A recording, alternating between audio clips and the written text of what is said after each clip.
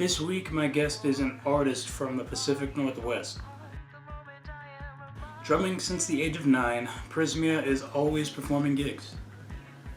She has many singles including Nights Like This, and earlier this year releasing Don't Look. Last year, she joined me for the 2023 edition of the quote-unquote Eye of the Tiger. Well, I like the quote-unquote Eye of the Tiger. Thanks, I'm glad you liked it. And she's also the composer for the theme song to this show.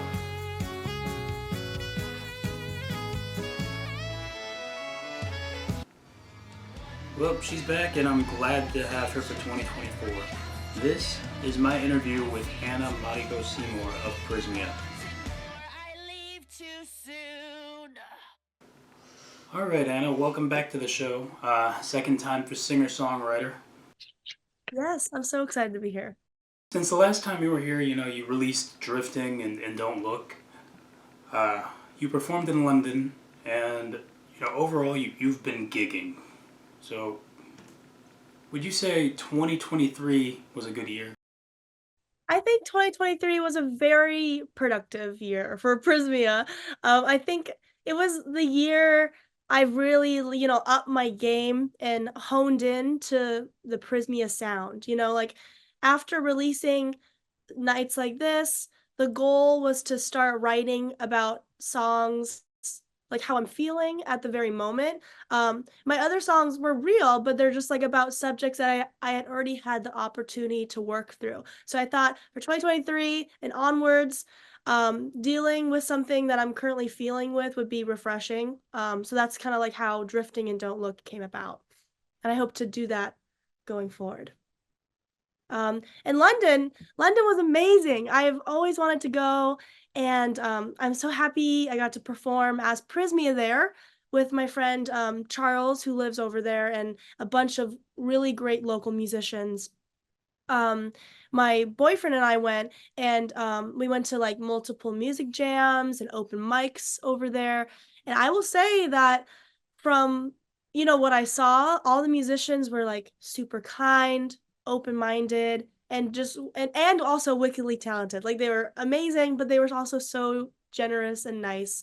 Um, I'm working on my second trip for this year. Working on it. Fantastic. You've been drumming since the age of 9, which obviously contributes to your love for teaching music to the youth. Yeah, you work with students and introduce them to music, like the female Jack Black in the School of Rock. Only you didn't steal your roommate's identity. You're legitimately there to teach them music and show them the ropes. Now, after my wordy question, it must be rewarding to introduce kids to the world of music. Absolutely. I like the female Jack Black. That's very funny. I thought you might. Like, I really wanted to top quote-unquote Eye of the Tiger. Success. Anyway, you were saying, sorry. Most of the jobs I've had has been like teaching youth. I feel absolutely blessed to work with I've worked with several music clubhouses and organizations, some in Boston, some in Seattle. And I think just like a lot of kids don't usually have the opportunity in school or good opportunities in schools, like private or public. And I think it's really important to have spaces for them to be creative. Our childhood directly sets us up for adulthood. So every lesson, every person is really important for growth, right?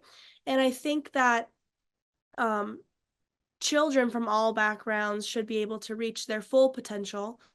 Like, I like being a stepping stone in that journey, and it does give me an opportunity to kind of pass it forward, which I think everyone should do in their lives at some point.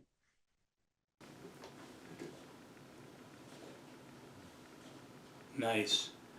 You're not only the founder of your own bands and projects, but you're also a musician for hire. You've filled in for groups such as Diva Fiva and Johnny Bloom.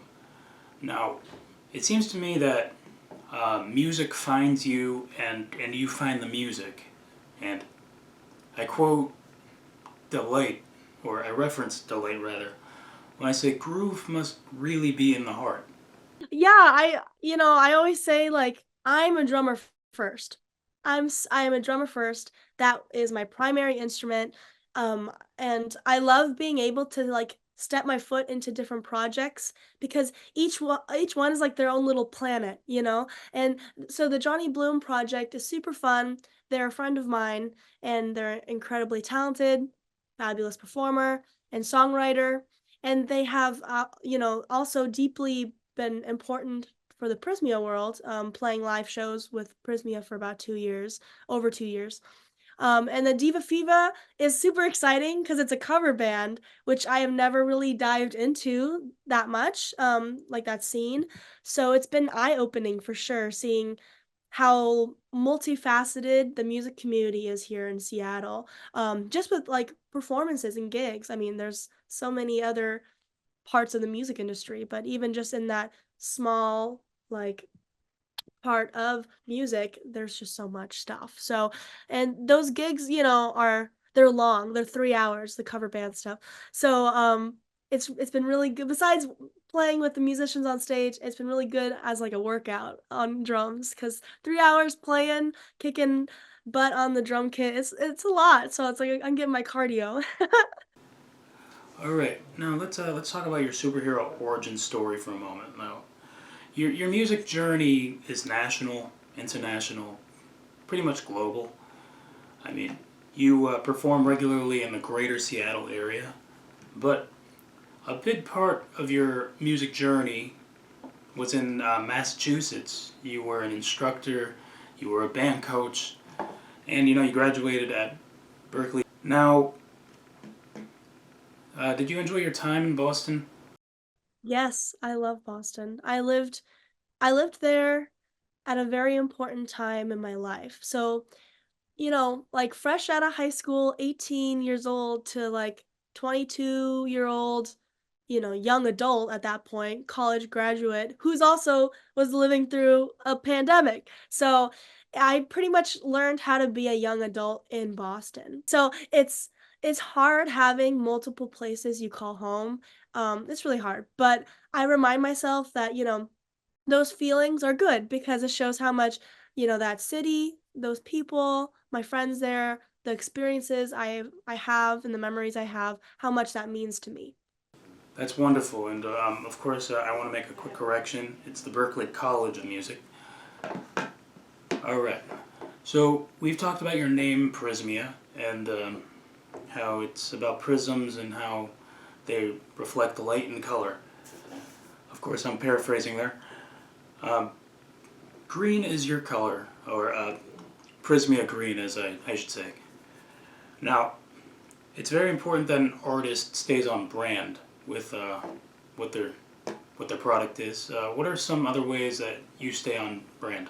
Probably like a lot of theatrics and drama, and I feel like Prismia is pretty dramatic. I'm very animated on stage, and my songs have a certain like theatrical, sometimes cinematic quality. Like I feel especially like on Drifting. Um, I also like I love wearing really nice clothes and maybe sometimes even more businessy, and then mixing that alternative into it. And I think that complements me as an individual and Prismia and then Prismia music really well.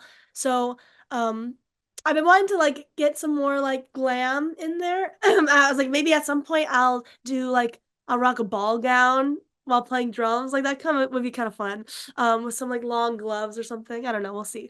But, so fashion definitely, like, has a lot to do with it and aesthetics. Um, but also, like, I think the most Prismia thing is just being, like, raw and real, and, that's something I've tried to be as, like, transparent as possible with this project, so that's a big part of it as well. I hopefully to, have everyone just, the goal is to be as transparent as possible and, be your true authentic self, you know? All right. Now let's talk about Don't Look. It's been out for a few months now, and one word to describe it is anthem. What's the story behind Don't Look?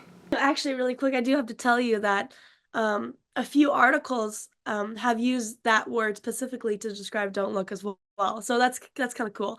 Um, and well, lyrically, my brain was like subconsciously I don't know, it'll tell me, like, this delusion that, like, perfect is, like, equals strength and messiness is weakness, and I don't truly believe that, but obviously, like, it twirls in my head a lot, and I end up feeling I need to hold a certain image, sometimes, and I wanted to write a song about that, and I wanted to write a song about the feelings that people don't see and the messiness that I try to cover up within my own life. And, like I said, I'm working on that, transparency, that vulnerability, which is not an easy thing. And I actually wrote the drum part first. It's a very, like, specific, part. So I wrote that first, I thought it was cool, and then I kinda started layering everything else. Usually, the process is, like, accidental. People are always like, "How exactly did you write the song?" It's like, I don't know. I don't keep tally of what happens, one by one. There's no formula, that I stick to. Um, I know that all my songs end up kind of intense just in general, one way or another. I don't try. I truly think it's just because my personality can also run a bit intense. So that it just happens, But I'm just really proud of this song, that the amazing violin solo is thanks to my good friend Kirill, and, I've always loved classical, like, concert instruments, ever since being in school band, and, the other string instruments were performed by my friend Michael, and he, yet again, like, created an absolutely amazing mix. He mixes all of the Prismia songs and really just made the song lush and just an absolute sonic treat to the ears, and then my friend Daniel mastered it, and now it's, like, out for everyone to enjoy. I love the song, I'm so glad people are listening to it. I've gotten very positive responses from the song. I'm just beyond grateful. When I first heard it, it reminded me of Rush, Tom Sawyer, and Styx. I love hearing all positive feedback, honestly, and just hearing what people think when they first hear the song, I hear it as the creator, and, once the song's actually out, I've listened to this song a billion times. I've analyzed it. Uh, you know, so I'm kinda when the song comes out, I'm, like, over it for a little bit. I need to not listen to it, but when I hear what people think about the songs, I'm always just so surprised because I'm I don't know, like, when people, like, say, "Oh, the song reminds me of this, or reminds me of this band, of this type of music." It's usually not it's 100% not the intention, I don't listen to, tracks beforehand to get, like, ideas or anything, it just literally flows out. So, anytime it's like, "Oh, was this band an inspiration?" I'd be like, "No, I usually don't even know who they are, or I've never really listened to them." But yeah, I think it's just always so interesting, and I like hearing any and all feedback, for sure. Well, Anna, you are brilliant as always. The floor is yours. So, anything you have coming up, where can the audience find you? The stage is yours. I have, all the social medias, Instagram, TikTok, whatever that it's X now, at Prismia Music, so Prismia Music. And, I have Spotify, Apple Music, you can find my music anywhere, and for 2024, be prepared, just a lot more gigs in general, trying to spread out, and hopefully some new music. You can expect it'll be v just as, dramatic and intense and theatrical as, the rest of it or more, who knows? So that's what's to expect from Prismia. Well, thank you so much for coming back. It means a lot, and keep doing what you do. Keep up the great work, and overall, thank you for being here. Yes, thank you so much for having me for the second time. I'm so glad to be here. So thank you again.